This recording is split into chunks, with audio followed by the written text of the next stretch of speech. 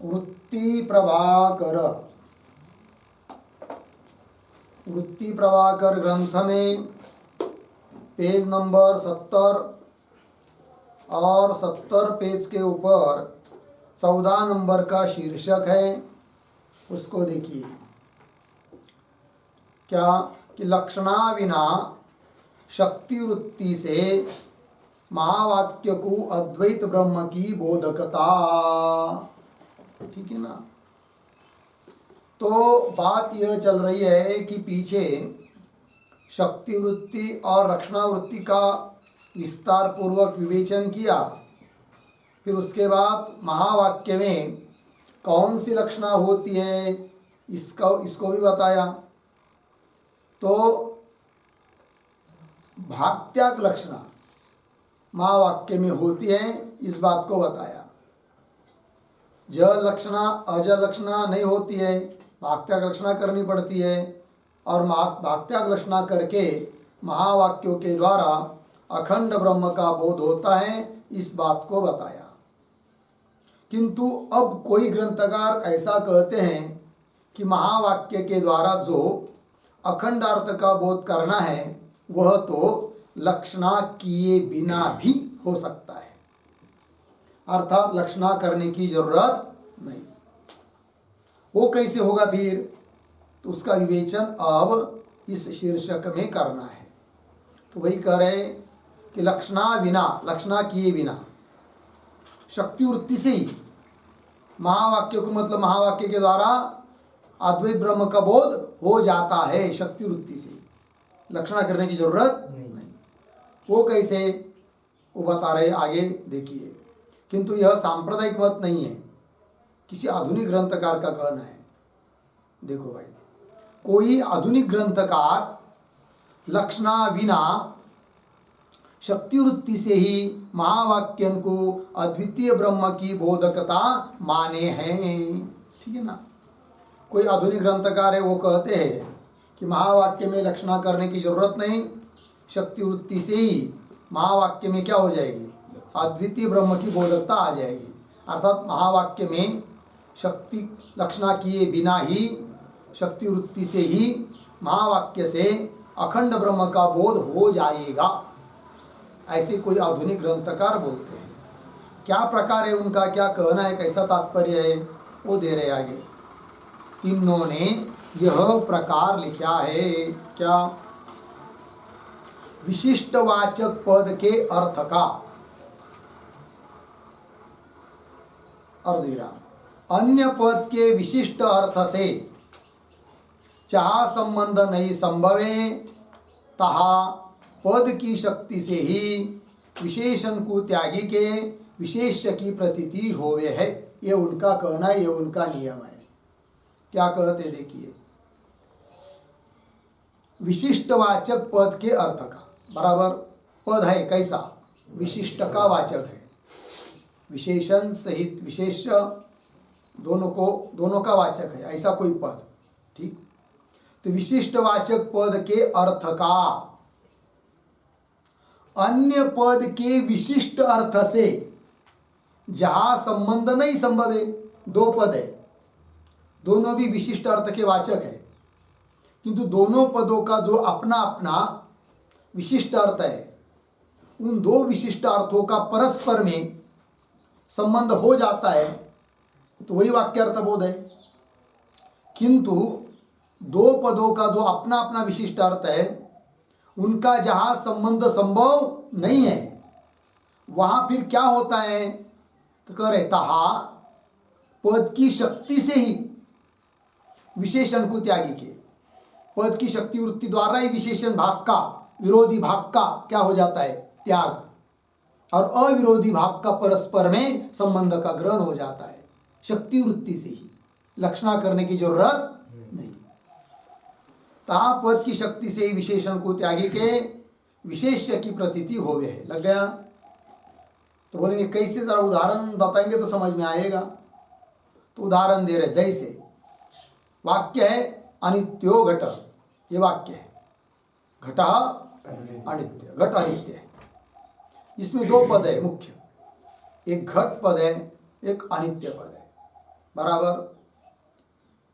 तो देखिए पद देखिए, पंक्ति देखिए, जैसे अनित्यो घट या वाक्य में घटत्व विशिष्ट व्यक्ति का वाचक घट पद है। ताका अनित्यत्व विशिष्ट अनित्य पदार्थ से अभेद संबंध बोध न करिए, ऐसा है ना? नहीं, ऐसा नहीं है, बोध न करिए है, बोध और न दोनों को जोड़ लीजिए, ठीक है। देखो भाई वाक्य क्या है बोलो, अनित्यो घट, कितने पद इसमें? दो, घट पद अनित्य पद, और दोनों पद विशिष्ट के वाचक है। घट पद का अर्थ है घटत्व विशिष्ट घट, घटत्व धर्म सहित घट व्यक्ति, विशेषण है घटत्व, विशेष है घट, दोनों को मिलकर होता है विशिष्ट, और उन दोनों का बोधक शब्द है घट, अर्थात घट पद विशिष्ट का वाचक हुआ, अर्थात घट पद का वाच्य विशिष्ट है। उसी प्रकार अनित्य पद, अनित्य पद का भी अर्थ अनित्यत्व विशिष्ट अनित्य, बराबर, अर्थात अनित्य यह पद भी विशिष्ट का वाचक है। अब दोनों पदों का अपना अपना विशिष्ट अर्थ, स्वतंत्र स्वतंत्र अर्थ है, बराबर। घट पद का अर्थ घटत्व विशिष्ट घट, अनित्य पद का अर्थ अनित्यत्व विशिष्ट अनित्य, बराबर है। अब समान विभक्ति दोनों पदों में, घट अनित्य, और जहाँ समान विभक्ति होती तो अभेद प्रतीत होता है। फिर घट पदार्थ का अनित्य पदार्थ के साथ अभेद बोध हो रहा है सामानाधिकरण्य के कारण, बराबर। किंतु घट अनित्य मतलब क्या? घटत्व सहित घट अनित्य है, क्योंकि घट पद का अर्थ घटत्व सहित घट है, घटत्व विशिष्ट घट है, और अनित्य पद का अर्थ दोनों के साथ होगा, फिर घट के साथ भी घटत्व के साथ भी। किंतु घट व्यक्ति तो अनित्य है, कोई बात नहीं, फूट जाता है, किंतु उस घट में रहने वाला धर्म जो घटत्व, जो कि जाति स्वरूप है, वो तो नित्य है, वो तो अनित्य नहीं है। तब इस वाक्य के द्वारा बोध कैसा होगा?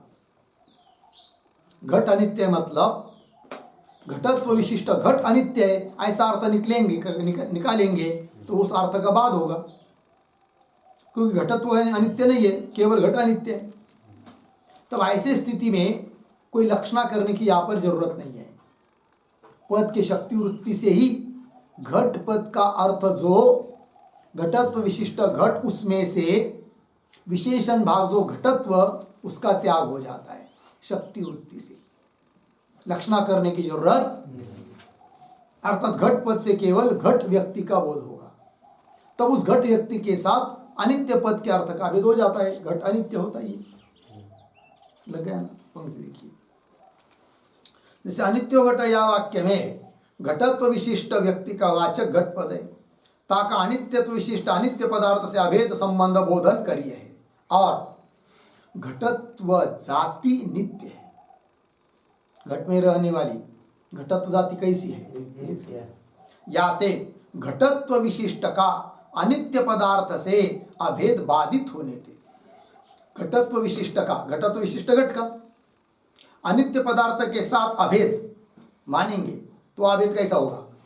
बाधित, क्योंकि घटत्व तो अनित्य है नहीं। याते घटत्व विशिष्ट का अनित्य पदार्थ से अभेद बाधित होने ते, ताका अनित्य पदार्थ से, ताका, ताका घटत्व विशिष्ट घट का, बराबर, अनित्य पदार्थ से अभेद संबंध संभवे नहीं। अनित्य पद का जो अर्थ है उसके साथ घटत्व विशिष्ट घट का अभेद संबंध संभवे नहीं। फिर ऐसी स्थिति में होता क्या है? तहा घटत्व रूप विशेषण को त्यागी के, घटत्व रूप विशेषण का क्या है? त्याग, उसके लिए लक्षण करने की जरूरत नहीं। ता घटत्व रूप विशेषण को त्यागी के व्यक्ति मात्र की, व्यक्ति मतलब कौन?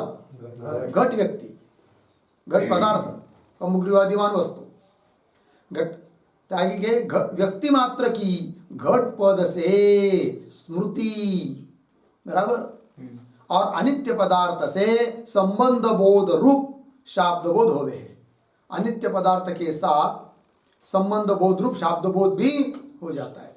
मतलब अनित्य पदार्थ का घट व्यक्ति के साथ, घट पदार्थ के साथ संबंध, अनित्य कौन है?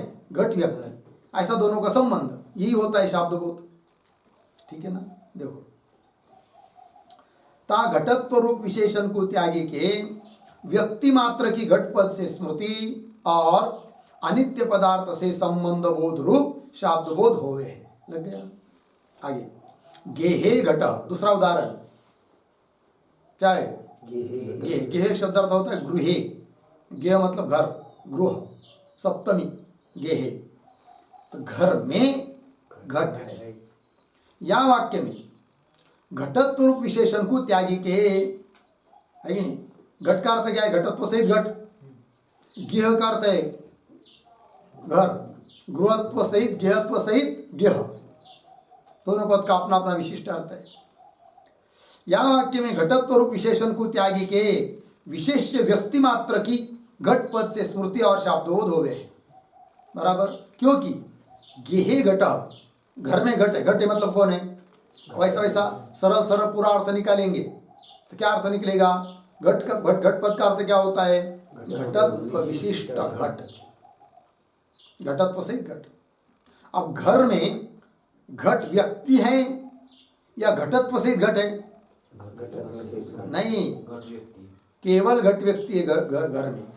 घर में घट रखा है, घटत्व घट में है, घर में नहीं। गेह में गेहत्व है, घटत्व थोड़ी है। बराबर है? तो गेह में कौन रखा है? केवल व्यक्ति है। घटत्व तो घट में है, गेह में थोड़ी है। किंतु गेह घट, वाक्य का अर्थ क्या निकलेगा? गेह में घटत्व से घट है, किंतु यह अर्थ का बाद है। अतः घट पद से केवल व्यक्ति मात्र का बोध हो रहा है, घटत्व से घट का नहीं। अर्थात विशेषण भाग जो घटत्व, उसका शक्ति वृत्ति से ही क्या हो रहा है? त्याग। और घर में घट व्यक्ति है, ऐसा बोध निकल आ रहा है। ठीक, पंक्ति की गे घट या वाक्य में घटत्व रूप विशेषण को त्यागी के विशेष्य व्यक्ति मात्र की, विशेष्य कौन है? व्यक्ति, घट व्यक्ति, विशेष्य व्यक्ति मात्र की घट पद से स्मृति और शाब्द बोध हो गए। लग गया? दूसरा उदाहरण दिया, और उदाहरण दे रहे भाई। तैसे घटे रूपम, या वाक्य में भी है कि नहीं? वाक्य क्या है? घटे रूपम, मतलब घट में रूप है। घट में मतलब घटत्व विशिष्ट घट में कौन है? रूप। अब बताइए, रूप नाम का गुण घट व्यक्ति में है या घटत्व विशिष्ट घट में है? घट व्यक्ति में रूप है, घटत्व में थोड़ी है। घटत्व में नहीं रह सकता रूप, क्योंकि घटत्व जाति है और रूप गुण है। और गुण केवल द्रव्य में रहता है, जाति में नहीं। किंतु घटे रूपम, घट का अर्थ होता है घटत्व विशिष्ट घट, उसमें घटत्व में तो रूप रह नहीं सकता, केवल घट व्यक्ति में रहता है कि नहीं? अर्थात यहां पर भी घट पद से केवल घट व्यक्ति की, अर्थात घटात्मक अर्थ की स्मृति और शाब्द बोध घट पद से होता है। और विरोधी भाग घटत्व का त्याग आपसे आप शक्ति वृत्ति से हो जाता है। वहां कोई दुनिया में ऐसा व्यक्ति नहीं देखा गया होगा घटे रूपम ये सुनने के बाद उसने लक्षणा की हो। किसने लक्षणा की है क्या? लक्षणा के बिना वो समझ जाता है घटे रूप मतलब घट व्यक्ति में रूप है कि नहीं? तात्पर्य क्या निकला? दो पदों का जो अपना अपना विशिष्ट अर्थ होता है, उनका अभेद यदि नहीं हो पा रहा है तो विशेषण भाग का त्याग शक्ति वृत्ति से हो जाता है, लक्षणा करने की जरूरत नहीं। उस प्रकार तत्वमसि महावाक्य है, विशिष्ट का वाचक तत्पद भी है, विशिष्ट का वाचक त्वम पद भी है।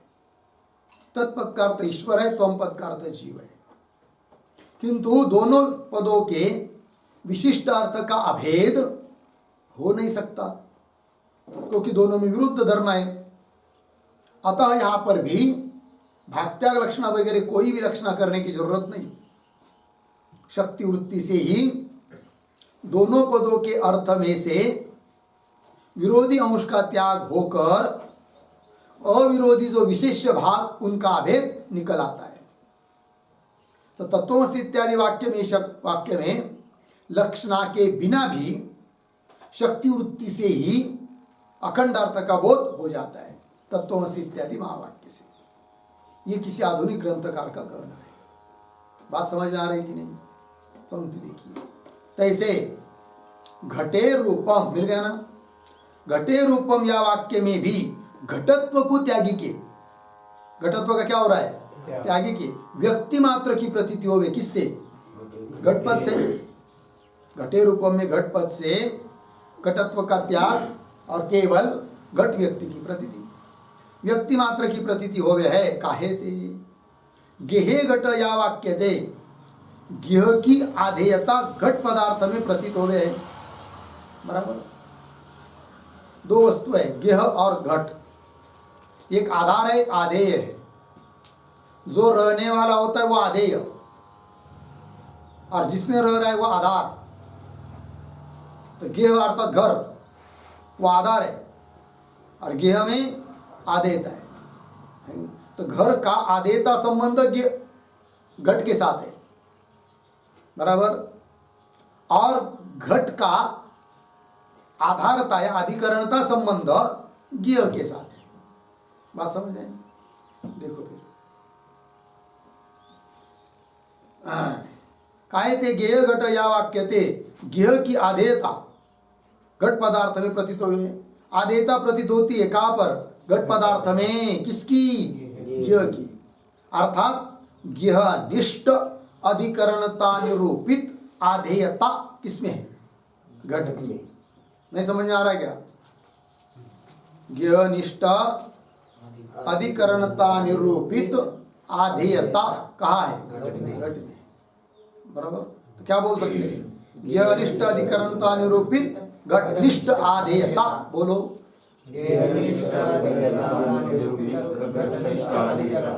हाँ, घटनिष्ठ आधेयता। देखो, काय ते गेह घट या वाक्य ते, गेह की आधेयता घट पदार्थ में प्रतीत हो गया ना। और घटत्व जाति में अपना आश्रय व्यक्ति की आधेयता होवे।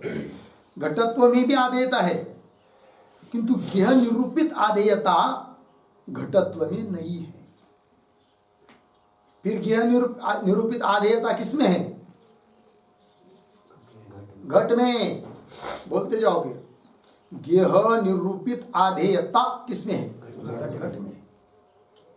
बराबर, और घटत्व में जो आधेयता है वो किन निरूपित होगी? घटत्व में जो आधेयता है वह किससे निरूपित होगी? बराबर है, घट में घटत्व है ना, तो अधिकरणता है घट में, आधेयता है घटत्व में। तो घट निष्ठ अधिकरणता निरूपित घटत्व निष्ठ आधेयता। बराबर, और गेह निष्ठ अधिकरणता निरूपित घटनिष्ठ आधेयता, और घटनिष्ठ अधिकरणता निरूपित घटत्व निष्ठ आधेयता। बात समझ में?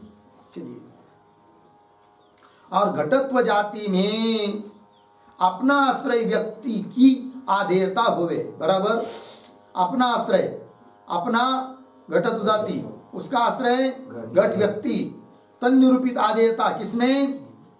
घटत्व में। गेह की आधेयता बाधित है, अर्थात गेह निरूपित आधेयता घटत्व में नहीं है। गेह निरूपित आधेयता केवल, बोलते जाओ ना कि समझ नहीं आ रहा है। गेह निरूपित आधेयता, गेह निरूपित अधिकरणता, गेह में क्या, सॉरी, गेह निष्ठ अधिकरणता, गेह में क्या है? अधिकरणता।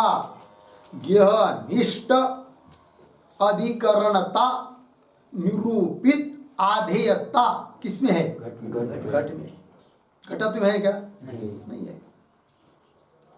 फिर घटत्व में आधेयता ही नहीं है क्या? है, किंतु घटत्व में जो आधेयता है वो किन निरूपित है? घट निरूपित। तो क्या बोलेंगे? घट निष्ठ अधिकरणता निरूपित घटत्वनिष्ठ आधेयता। बराबर। और इधर गेहनिष्ठ अधिकरणता निरूपित घटनिष्ठ आधेयता। बराबर, इतना लगा। अब बताइए, गेहनिष्ठ अधिकरणता निरूपित घटत्वनिष्ठ आधेयता है क्या? नहीं है। आधेयता नहीं है इस प्रकार की, बाधित है वो। किंतु वाक्य बोला जा रहा है गेहे घट। क्या? गेहे घट। अतः घर में घट है, मतलब घटत्व से घट है। अर्थात ऊपर ऊपर से प्रतीत तो ये हो रहा है कि ज्ञनिष्ठ अधिकरणता निरूपित आधेयता जैसी घट में है, उस प्रकार ज्ञनिष्ठ अधिकरणता निरूपित आधेयता घटत्व में भी है। किंतु ज्ञनिष्ठ अधिकरणता निरूपित आधेयता घटत्व में नहीं है, किंतु वाक्य से प्रतीत तो हो रहा है गेहे घट। अतः घटत्व में जो आधेयता प्रतीत हो रही है वो बाधित है, किंतु उसका त्याग करने के लिए कोई लक्षणा करता है क्या? नहीं। गेह घट ये वाक्य सुनते ही सुनने वाले को मालूम पड़ जाता है कि गेह में केवल घट व्यक्ति है करके। बराबर। पंक्ति देखिए, गेह घट या वाक्यते गेह की आधेयता घट पदार्थ में प्रतीत होवे, और घटत्व जाति में अपना आश्रय, अपना मतलब घटत्व जाति का आश्रय कौन? घट व्यक्ति। घट व्यक्ति की आधेयता होवे, गेह की आधेयता बाधित है। कहा? घटत्व में गेह की आधेयता बाधित है। कहा? घटत्व में गेह की आधेयता बाधित है, याते घटत्व को त्यागी की। इसलिए गेह घट या वाक्य, इस वाक्य में घटत्व का क्या होता है? आपसे आप त्याग। याते घटत्व को त्यागी के व्यक्ति मात्र में, व्यक्ति कौन? घट। व्यक्ति मात्र में गेह की आधेयता का संबंध बोधन करिए। व्यक्ति जो घट, केवल उतने में ही गेह निरूपित आधेयता प्रतीत होती है। गेह की आधेयता का संबंध बोधन करिए। लग गया? तैसे गेह पदार्थ में गेहत्व का त्याग हो, उसी प्रकार गेह घट में भी, गेह घट इस वाक्य में घट पद का अर्थ केवल घट व्यक्ति आपसे आप लिया जाता है, घटत्व का त्याग। उसी प्रकार गेह शब्द का क्या अर्थ है? गेहत्व विशिष्ट गेह, उसमें भी गेहत्व का त्याग आपसे आप शक्ति वृत्ति से, केवल गेह व्यक्ति का बोध आपसे आप शक्ति वृत्ति से होता है। यदि नहीं होगा तो क्या अर्थ निकलेगा फिर? जैसे घट गेह में है वैसा घट गेहत्व में भी है, यह अर्थ निकल आएगा। क्योंकि गेह का अर्थ क्या है? गेहत्व विशिष्ट गेह, तो सप्तमी है गेहे, मतलब गेहत्व में भी और गेह में भी है कौन? घट। किंतु घट तो केवल गेह में रह सकता है, गेहत्व में नहीं। किंतु अर्थ तो निकल आ रहा है। अतः वहां पर भी शक्ति वृत्ति से गेहत्व धर्म का क्या हो जाता है? त्याग हो जाता है, बाहर हो जाता है। लक्षणा करने की जरूरत नहीं। तो ऐसे गेह पदार्थ में गेहत्व का त्याग हो गया है। लग गया? उदाहरण समझ आया ना? तो गेह घट, यहाँ पर गेह पद से केवल गेह, घट पद से केवल घट व्यक्ति लिया गया, न तो घटत्व लिया गया न उधर गेहत्व लिया गया। शक्ति वृत्ति से विशेषण भाग का, विरोधी भाग का क्या हुआ? त्याग। और अविरोधी जो व्यक्ति उसका ग्रहण हुआ। बात लगी? उसी प्रकार घटे रूपम वाक्य है, वहां पर भी वैसा ही है कि नहीं? तो घट व्यक्ति में रूप है कि घटत्व जाति में भी रूप है? घट व्यक्ति में है केवल, किंतु घट पद का अर्थ घटत्व विशिष्ट घट, उसमें से घटत्व का त्याग। घटे रूपम या वाक्य में भी घटत्व को त्यागी के। बराबर। द्रव्य रूप व्यक्ति मात्र में, द्रव्य रूप मतलब घट रूप, घट घटात्मक द्रव्य, तो द्रव्य रूप व्यक्ति मात्र में अधिकरणता है। अधिकरणता, रूप की अधिकरणता किसमें? घट व्यक्ति में है अधिकरणता। और इधर भी रूपत्व को त्यागी के गुण मात्र में आधेयता प्रतीत हो गए। घटे रूपम, सीधा सीधा अर्थ क्या? रूप का अर्थ क्या होता है? रूपत्व विशिष्ट रूप। किंतु घट में रूप तो है, रूपत्व है क्या? नहीं, क्योंकि रूपत्व का रहता है रूप में, घट में थोड़ी रहेगा। किंतु रूप पद का अर्थ जो रूपत्व विशिष्ट रूप, उसमें से केवल रूप व्यक्ति लिया गया है कि नहीं। और घट पद का अर्थ जो घटत्व विशिष्ट घट, उतने में से केवल घट व्यक्ति लिया गया। तब अर्थ निकल आया घट व्यक्ति में रूप नाम का गुण है, न कि घटत्व में रूप है, न कि घट में रूपत्व है। उधर रूपत्व का त्याग, इधर घटत्व का त्याग। बात लगी? पंक्ति चलिए। घटे रूपम, या वाक्य में भी घटत्व को त्यागी के द्रव्य रूप व्यक्ति मात्र में अधिकरणता और रूपत्व को त्यागी के गुण मात्र में आधेयता प्रतीत हो गए। लग गया? काहे थे? घट पदार्थ की आधेयता वाला रूप पदार्थ है। घट पदार्थ की आधेयता मतलब घटनिष्ठ अधिकरणता निरूपित आधेयता किसमें है? रूप में। घटे रूपम बात चल रही है ना, तो घटनिष्ठ अधिकरणता निरूपित आधेयता किसमें है? रूप में। घट पदार्थ की आधेयता वाला रूप पदार्थ है।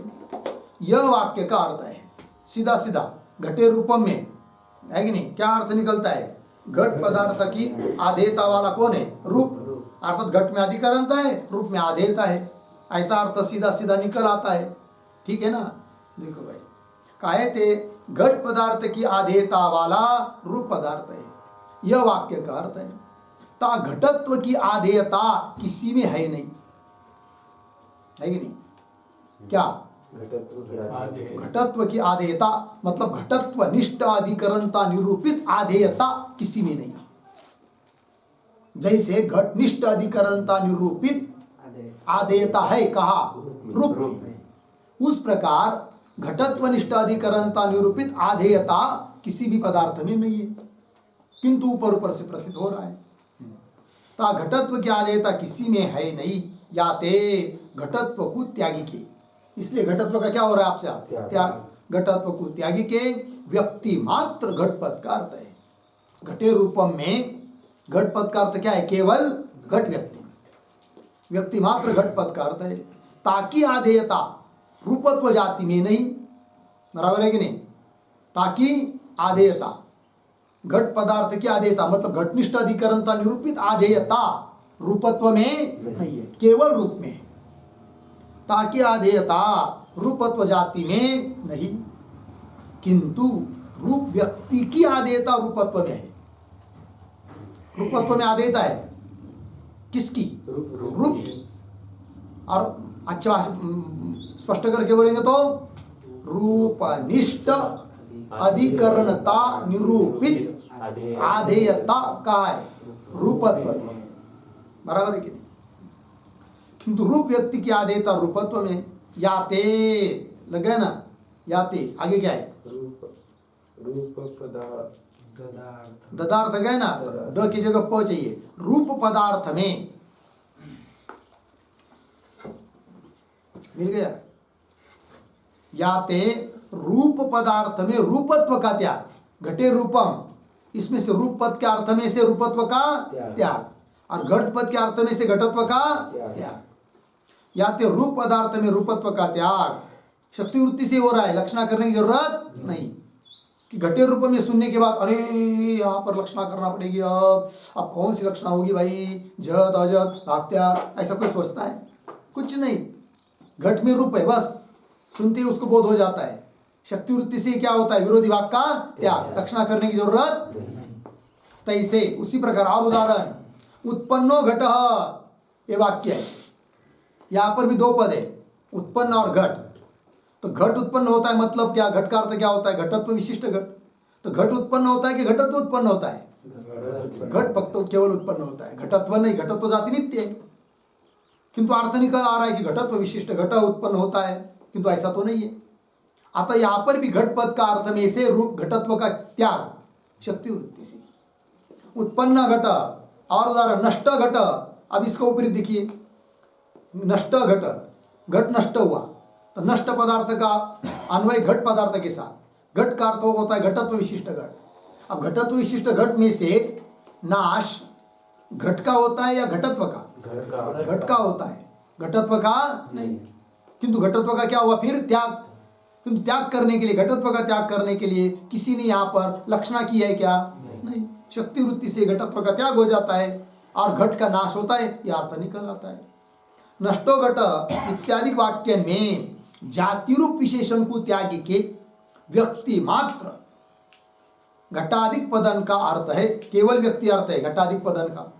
लग गया ना? काहे ते जाति नित्य, क्योंकि जाति न तो उत्पन्न होती है न तो नष्ट होती है, जाति नित्य है। ताकि उत्पत्ति नाश बने नहीं, उत्पत्ति भी नहीं होती है और नाश भी नहीं होता है। किसका? जाति का। लग गया इतना? तो जैसे पूर्व वाक्य में, मतलब अभी तक ये उदाहरण के रूप में दिए हुए वाक्य, बहुत सारे वाक्य दिए ना, घटे रूपम, गेहे घटः, है कि नहीं, और उत्पन्न घट, नष्ट घट आदि करके बहुत सारे उदाहरण दिए, बराबर। अनित्यो घटः। जैसे पूर्व वाक्य में विशिष्टवाचक पदन में, बराबर, शक्ति बलते ही विशेष्य मात्र का बोध होवे है। विशिष्टवाचक जो पद है कि नहीं, उस पद में या पद से बोध होता है किसका? केवल विशेष्य मात्र का, अर्थात व्यक्ति मात्र का, विशेषण का त्याग।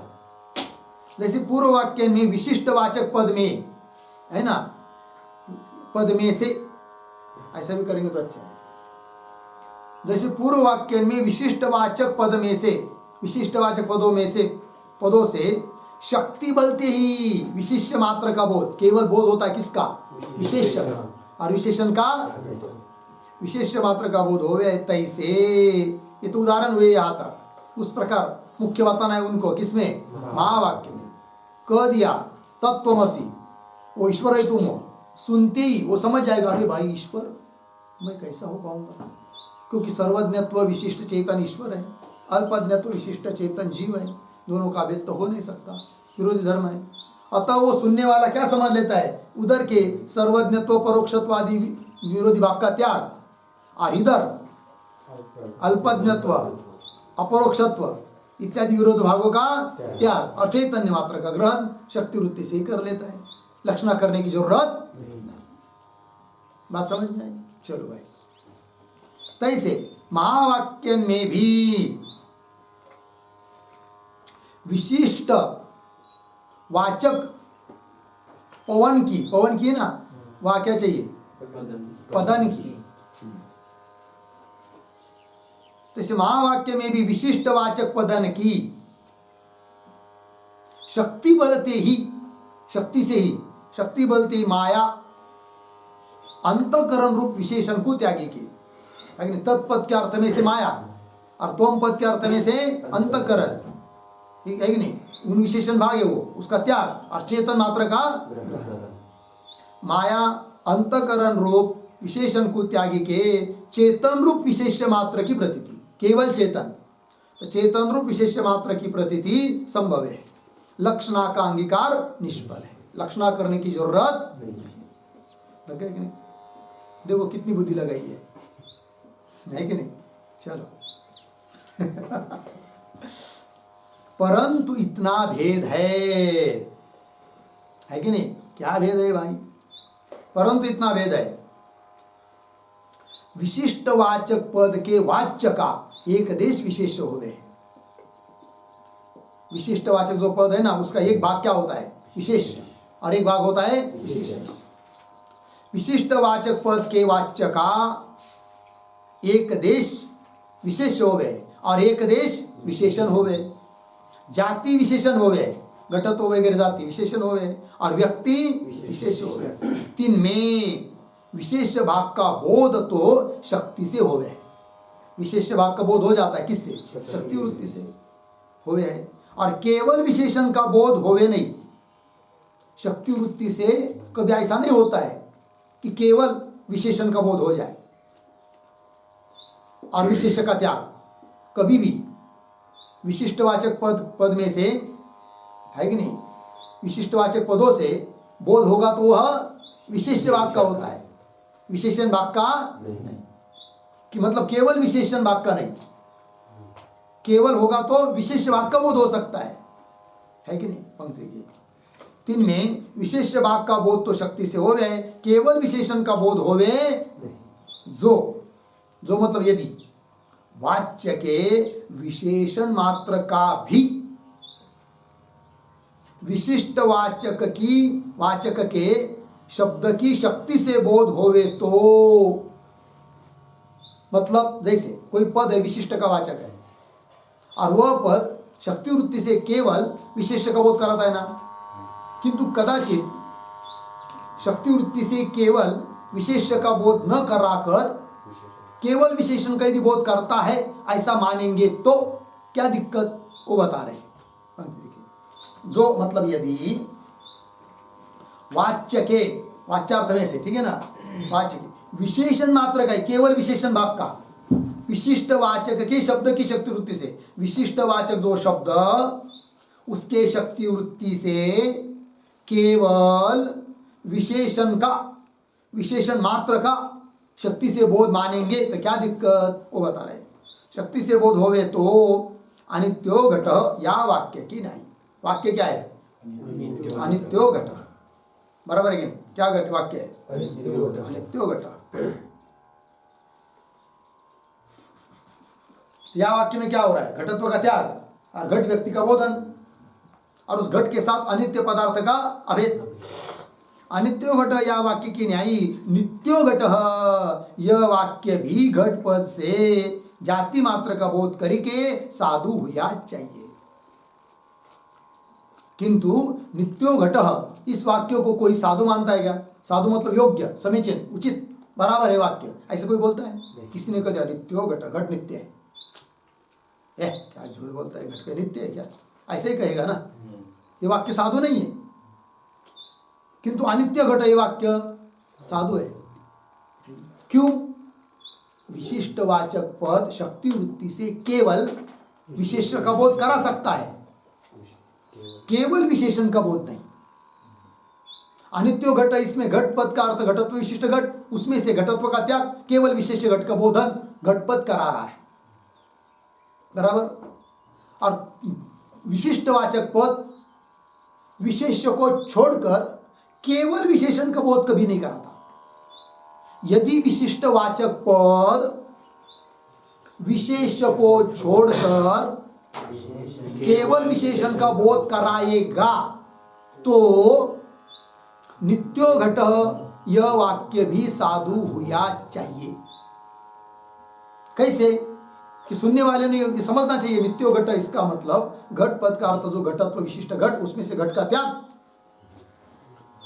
और घट पद से केवल घटत्व को लेंगे, और घटत्व नित्य होता ही है तो नित्यो घट, फिर वाक्य को साधु मानना चाहिए। किंतु कोई वाक्य को साधु मानता नहीं। इससे नियम क्या निकला? विशिष्ट वाचक पद शक्ति वृत्ति से जैसा विशिष्ट का बोधक है वैसा केवल विशेष का भी बोधक होता है कभी कभी, किंतु केवल विशेषण का बोधक होता नहीं। बात समझ में आई? चलो भाई, अनित्यो घट या वाक्य की न्यायी नित्यो घट यह वाक्य भी घट पद से जाति मात्र का बोध करके, केवल जाति का बोध करके साधु हुआ चाहिए, किंतु साधु नहीं है। या ते विशिष्ट वाचक पद की शक्ति से, विशिष्ट वाचक जो पद उसके शक्ति से वो बोध होगा तो केवल विशेष का हो सकता है और विशेषण का त्याग। या तो विशिष्ट वाचक पद की शक्ति से विशेष मात्र की प्रतीति हो गए, लग गया। उसी प्रकार स्वयं देवदत्त इस वाक्य में भी विशेषण का त्याग हो जाएगा। विशिष्ट पद कौन कौन है? सह, अयम। सह का अर्थ तद्देश तत्काल विशिष्ट देवदत्त, उसमें विशेषण है तद्देश तत्काल, विशेष है देवदत्त। अयम पद का अर्थ है एतद्देश एतत्काल विशिष्ट देवदत्त, उसमें से विशेषण है एतद्देश एतत्काल और विशेष है कौन? देवदत्त। और विशिष्ट वाचक पद एक तो विशिष्ट का बोध कराता है, क्यों? वहां केवल विशेष का। तो यहां पर भी स और अयम ये दोनों भी पद केवल विशेष मात्र का बोध कराते देवदत्त का, विशेषण भाग का शक्ति वृत्ति से त्याग, लक्षणा करने की जरूरत नहीं। स्वयं देवदत्त या वाक्य में भी परोक्षत्व अपरोक्षत्व विशेषण को त्यागी के, क्योंकि स का अर्थ है क्या है? परोक्षत्व विशिष्ट देवदत्त, अयम का अर्थ अपरोक्षत्व विशिष्ट देवदत्त। परोक्षत्व अपरोक्षत्व विशेषण को त्यागी के विशेष मात्र की प्रतीति शक्ति वृत्ति से ही हो गया है। लग गया? भाग त्याग लक्षणा का कोई उदाहरण है नहीं। भाग त्याग लक्षण व्यर्थ है, उसका दुनिया में कोई उदाहरण मिलेगा नहीं। लग गया? ये बोल रहे कौन? आधुनिक ग्रंथकार। भाग त्याग लक्षणा का कोई उदाहरण है नहीं। याते जद लक्षणा अजद लक्षणा भेदते, दो प्रकार की लक्षणा माननी चाहिए। व्यवहार में आपको लक्षणा माननी ही है तो दो प्रकार की। कौन कौन? जद लक्षणा अजद लक्षणा। किंतु महावाक्य में तो कोई भी लक्षणा नहीं है, शक्ति वृत्ति से बोध हो जाता है। विरोधी भाग का त्याग करके अविरोधी विशेष भाग का ग्रहण शक्ति वृत्ति से हो जाएगा। लक्षणा करने की जरूरत नहीं, ऐसे इस ग्रंथकार का मत है। याते ज लक्षणा अज लक्षणा भेदते, दो प्रकार की लक्षणा माननी चाहिए। लग गया? भाग त्याग लक्षणा अलिक है। अलिक मतलब तुच्छ है, निस्वरूप है, नाम मात्र है, कोई वस्तु है नहीं। ठीक है? भाग त्याग लक्षण अलिक है। और वेदांत परिभाषा में धर्मराज ने पूर्व प्रकार से महावाक्य में लक्षण का खंडन करके भाग त्याग लक्षण का स्वरूप और उदाहरण इस रीति से किया है। और वेदांत परिभाषा नाम का ग्रंथ है, जिस ग्रंथ का नाम है कौन? लेखक है कौन? धर्मराज अध्वरींद्र। वेदांत परिभाषा में धर्मराज ने पूर्व प्रकार से ऊपर कहे हुए प्रकार के अनुसार महावाक्य में लक्षणा का खंडन करके, महावाक्य में लक्षणा नहीं ऐसा उन्होंने बताया, खंडन करके, और भागत्याग लक्षणा तो भी उन्होंने मानी है। फिर उसका स्वरूप और उदाहरण दूसरा दिया है। भागत्याग लक्षणा का स्वरूप और उदाहरण इस रीति से कहे हैं, किंतु वह मत ठीक नहीं है, सांप्रदायिक रीति से। बस कहेगा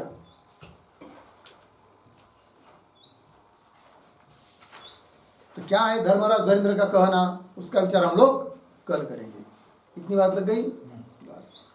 ओम पूर्णमदः पूर्णमिदं पूर्णात् पूर्णमुदच्यते पूर्णस्य पूर्णमादाय पूर्णमेवावशिष्यते।